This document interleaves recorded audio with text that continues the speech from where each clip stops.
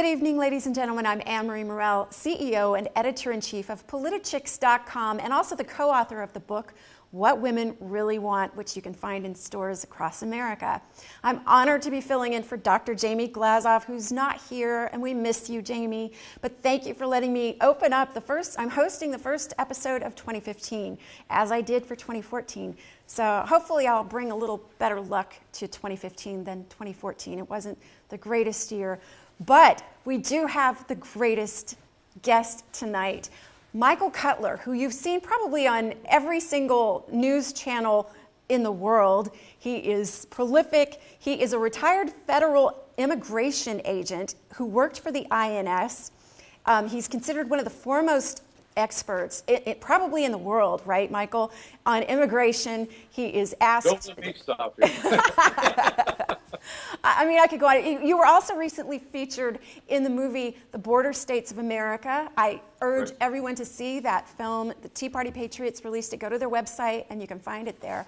And you also have a show. It's called The Michael Cutler Hour on Blog Talk Radio, Friday evenings, 7 to 8 p.m. Eastern. Is that correct? That's correct. Well, hello, Michael Cutler, and Happy New Year. Happy New Year to you, Anne-Marie, and Happy New Year to everybody out there. I hope this is a good year for all of us. We'll see what Washington does to us rather than for us this year. Interesting distinction, isn't it? Oh, yes, it is. And boy, you just said a lot. Yeah, I'm going to jump to my last question because I want to make sure I get I want to make sure I get this one in. Shuffle the deck. I know. Well, yeah, I'm just going to throw it out there. So many people want to know this. In the last 4 years or more, go back 10 years, has anything been done at all to secure our borders? And if not, is anything being planned in 2015 other than political rhetoric? No. The answer is no, no, no, and more no. And by the way, I'm going to ask you one of my favorite questions. So put on your thinking cap. How many border states do we have now that you've raised the issue of the border? Well, I'm originally from Texas. I'm a seventh generation, so I'll just say Texas and California. Okay, there's actually 50 border states. Yeah. And this is part of the deception being used by the politicians. You know, before we went live, Anne-Marie and I were having an off-camera conversation, and I told them one of my cute little jokes that I've heard, the difference between the optimist and the pessimist. The pessimist says most women are bad. The optimist hopes they are. But politicians say that most Americans are dumb, and in that, or most pessimists say Americans are dumb. But in that lack of knowledge and understanding, the exploiters, the opportunists, the politicians see opportunities. You know, when Nancy Pelosi, and we're going to talk about immigration, but it just so stuck in my head, and I'm a registered lifelong Democrat, so I'm not being partisan, but I am being American. And when Nancy Pelosi could talk about Obamacare, and as we say in Brooklyn, have the chutzpah to say that you won't know what's in the legislation until after it's voted on, freak me out. We would buy a car or a toaster oven sight unseen, and yet that's exactly how it was sold to the American people and members of Congress. We won't tell you what car we're putting in your driveway, folks. We're not going to tell you the color, how many doors, whether it has a sunroof, an automatic, or a stick shift, and we won't even tell you what it costs. But we're going to park that baby in your driveway, and when we hand you the keys, you will get the bill, and I hope you like it. Would you buy any product that way? Well, even Gruber said straight out that it's because the American people are stupid. He said it straight up. Opportunities in the dumbness of Americans. Yeah. And what does the mainstream media do to educate the American people? And the answer is nothing. Yeah. Most programs do nothing. How many times have we heard the nonsense about the 4 border states? I wrote an article for Front Page Magazine, one of many places where I write. I also write for CAPS, Californians for Population Stabilization. I just did a policy piece for progressives for immigration reform. I have another article coming out on the social contract. These are people on both sides of the political aisle. Immigration isn't about right or left. It's about right or wrong. You know what? I want to reinstate that you are a Democrat. Yes. You are not. You're like a rare bird. There aren't very many of you.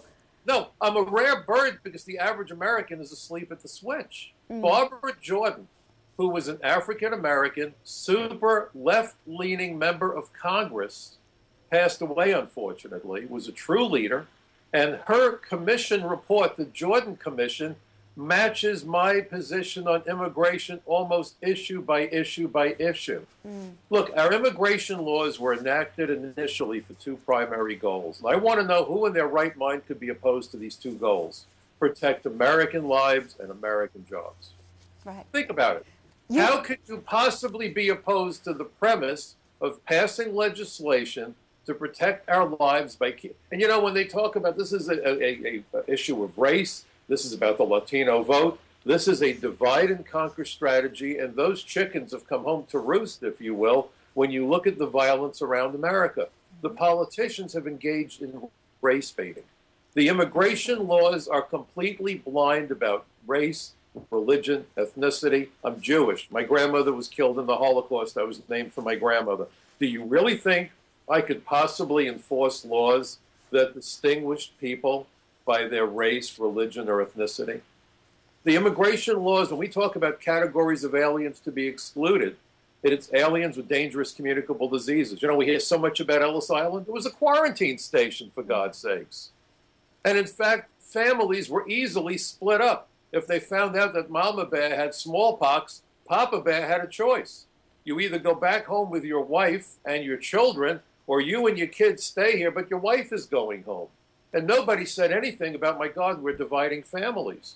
So for all the talk about Ellis Island, it was a quarantine station. Next on the hit parade of classes of excludable aliens, aliens who have suffered from major mental illness and are violent or sex offenders. Next, we get the convicted felons, murderers, bank robbers, rapists, drug dealers, gun runners. Next, we have aliens who are war criminals, spies, terrorists, and human rights violators. From that motley group, who would you like to have move into that apartment next door to you? This is common sense. We look through our peephole before we admit strangers into our home. That's what the immigration laws are about. When I began my 30-year career with the INS, Anne-Marie, I was an inspector at Kennedy Airport. When I worked with Arizona to help defend them against the outrageous Justice Department lawsuit over SB 1070, I said that for the first 4 years of my career, in a manner of speaking, I had my eye to the peephole at America's front door. And then we get to aliens who would likely become a public charge because they don't have the means to support themselves while they're here, and aliens who, if they worked illegally, would deprive Americans jobs. What category is unreasonable? Who in their right mind would be opposed to enforcing those laws that are currently on the books? Well, it seems like most politicians right now, they just don't seem to think that that's necessary. This past summer, the summer of 2014, Central American illegals were pouring into our border states. And as we speak right now in McAllen, Texas, they are surging there. Again, from Central America. Why Central America, and who is orchestrating this, and when will it stop, if ever? Well, in my judgment, the administration is orchestrating it, but the Republicans bear responsibility. Yes. You know, Chuck Schumer, who used to be my congressman, but he was never my representative, is how I like to talk about our friend Chuck. He was the author of the agricultural provisions of the '86 amnesty that Mr. Reagan gave us. It's both sides of the aisle. And by the way, the reasons the politicians don't want to do the right thing, with a few notable exceptions, there are some heroes in Washington. Let's start out with Senator Jeff Sessions, whom I had the privilege of being on a panel with, along with Louis Gohmert. I love both of those guys. Yes. Senator Sessions actually liked what I had to say about comprehensive reform because I had written an op-ed for the Washington Times back in 2007. And I gave it a new name. I decided it needed to have honesty and some candor. You let me know if I've arrived. I called it the Terrorist Assistance and Facilitation Act. The idea that we would give people who snuck into our country an identity document, we don't know who they are, we can't even be certain as to their country of citizenship or when they got here or why they came here or who they're affiliated with. Right. Think about it. The so-called dreamers, you know, if you use the word alien, you're accused of being a racist and a nativist and all this terrible stuff. The word alien simply is a legal term that means any person not a citizen or national of the United States. The problem with the word alien is that it provides clarity to the discussion. And when you're a con artist, the last thing you want is clarity in the discussion. Right. Magicians use, you know, lighting and smoke and mirrors and pretty young ladies in scanty outfits to get people distracted and confused. But at the end of the day, that's for entertainment. Con artists are looking to do harm to people, and they do it by swindling them. In The Sting, the Sting is on, they tap their nose to let the other guy know that they were in the middle of conning people. This is a big con scam. We're being scammed because we're being told it's about the Latino vote, for example. Now, the same journalists who have a cow on television at the mere intimation that law enforcement engaged in profiling, and there are legitimate ways to profile if you're looking at much more than just someone's appearance, race, religion. If, for example, I'll give you a great example. I spent half my career with the Drug Task Force. You're doing surveillance in a crime-ridden neighborhood. A guy drives up in a fancy car with an out-of-town plate at 3 o'clock in the morning, and his ethnicity or race doesn't match the neighborhood. Maybe he's a black guy in a white neighborhood, a white guy in a black neighborhood, whatever. He's a guy that sticks out.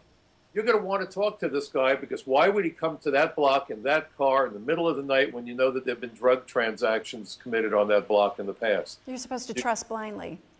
Well, and you can't. And proactive law enforcement says you speak with them. Now, the encounter should be civil. There's no reason to come on like gangbusters. And as a kid, I wound up in those situations where cops may have come on like gangbusters, and they were wrong. But you need to be civil and say to that young man, son, you're in this neighborhood. Do you live here? Who are you visiting? Let me see your license and registration and so forth. That's good policing. But when you talk about the Latino vote, do you realize what we're saying, Anne Marie? That if your last name is Rodriguez or Garcia, I know all I need to know about you. If that isn't a disgusting and despicable form of profiling, I don't know what is. Absolutely. So you mean everybody whose name is Rodriguez thinks the same way and votes for the same reasons? I want to ask you one thing about those dreamers, the children that were coming here, unaccompanied minors. By the way, I'm going to cut you off for 1 second. Yes. Realize that the age cutoff is 31. So we keep hearing about children. Yeah, this is another one of the con deals. We have a soft spot for kids. It's known all over the world. You talk about children, and we go dewy-eyed and become limp. But also, how are we supposed to actually know the age of any of them? Because none of them have ID. They don't have DNA tests to link them back. That's the one thing that I was the most concerned about. And I want to ask you, how are they confirming, how are they absolutely sure that actual children are being hooked back up with their actual family members? God only knows. No DNA testing, right? Nothing. And they're not even doing proper medical testing because let's remember how suddenly communicable diseases that we normally associate with the tropics was suddenly showing up in the United States. Yeah. Kids, American kids, were winding up getting diseases that were similar to polio. They were winding up paralyzed. Several children died. Let's go back again. Quarantine station, Ellis Island. Yeah. And when we're told, now the other accusation, you lack compassion. Jeb Bush, right? This is an act of love. Well, Mr. Bush, if you get to see this, you're looking for love in all the wrong places. What I want to know is why on earth don't you have the same love for American children when 1 in 4 American kids lives below poverty line? Okay? That's one of my favorite quotes of yours. You said it's not anti-immigrant to be pro-American. Yeah. I love that. That's what I think, that everyone who's accused of racism for wanting legal immigration should use that. It has nothing to do with being a racist or anything else. And it's insulting to an entire population of people to try to say that to them. It is. Or another reasonable term is pro-enforcement. Look at the highly contentious abortion debate. What are the two sides? Pro-life, pro-choice. Everybody knows that once you're identified as being against anything, anti-anything is a losing side. The other side is very good at propaganda. They're very good at lying. But let's remember how the Third Reich was able to create the Holocaust. It was through implementation of what Hitler himself called the big lie. Tell a lie repeatedly, and the dummies will sooner or later come to believe it's true. So most people, the two most frequently quoted sources in America today, they say, and I've heard. Nobody has any idea who they're quoting, but how many times have you had a discussion and someone says, well, I heard, or the other one is, they say, and you sit there scratching your head and saying, well, wait a minute, this guy is an adult, this guy went to college, this guy's a lawyer, this guy is a member of Congress. they say, and I've heard, that's the best you could do, that lame source of information? Now, Michael, we've got about 2 minutes left, and I want to ask you. You have said that the starting point for legislation regarding immigration must be from the 9/11 Commission. Talk about that. Let's wrap that up, because actual real terrorists desperately want to be here and hurt us. Correct? Yes, correct. And the 9/11 Commission, and I provided testimony to the 9/11 Commission, said two things that are worth considering. Number one, they said that border security needs to be made a part of national security, and that includes the way we do visas and so forth. And because of the U.S. Chamber of Commerce, we had 26 visa waiver countries on 9/11. You would have thought we would have ended that whole program. We now have 38 visa waiver countries. What this really means is that people responsible for room service are now making national security decisions for the United States, just to help you sleep better tonight. Oh, my God. The other issue is that the terrorists used immigration fraud, lying on their immigration applications and visa applications in order to enter the country and embed themselves, hide in plain sight. Look at the Tsarnaev brothers. Think about it. These guys applied for political asylum, immediately went back to Russia. What does that mean about what supposed credible fear they had about returning to Russia? I'm Jewish. I'm a big fan of political asylum. But when political asylum can turn our kindness and generosity into a weapon against us, something is terribly wrong. The president and members of both the Republican and Democrat parties who talk about comprehensive reform are really talking about knocking down the wages and security of the United States, and they're doing it to placate their campaign contributors. I want to leave everybody with a thought. If you get stopped by a police officer for speeding or blowing a stop sign, and you offer that cop a $50 bill, there's a good chance you're going to wind up getting arrested for bribery. And if the cop takes the money, he or she can be arrested for accepting a bribe. But if you give a campaign contribution to the mayor of that very same town and ask him to raise the speed limit because of that contribution, and he or she does, think about what just happened. So what we're doing now is witnessing politicians from both sides of the aisle to placate the people lining their pockets, Zuckerberg and Gates and all these others. They will increase the number of H-1B visas drastically. They will do whatever it takes to provide cheap labor for the people that are lining their pockets. Look, cheap labor is about exploitation. It's about propping up unfair oligarchies in other countries such as Mexico. And if you believe that Bill Gates is really a philanthropist, and you believe that the person that puts cheese on a mousetrap is trying to feed hungry mice, these folks are looking to destroy the middle class. And Alan Greenspan, and we should do a follow-up interview, because what most people don't know is Alan Greenspan, when he testified for Schumer in 2009, talked about American middle-class workers as being the privileged elite earning a wage premium because they weren't being subjected to foreign competition. Our immigration laws are supposed to shield us from unfair foreign competition. And his goal was to greatly reduce wage inequality, not between the middle class and wealthy, but between the middle class and the poor by lowering middle class wages. The American people need to be educated, and for this new year, let them make it their resolution to become involved in the political process and keep our employees, these supposed political representatives, accountable to us, we the people. Absolutely. Michael, we are out of time. I have 5,000 more questions for you, but again, tell us where we can find you. It's Michael Cutler Hour on Blog Talk Radio. It's the Michael Cutler Hour on Blog Talk Radio. My website is michaelcutler.net.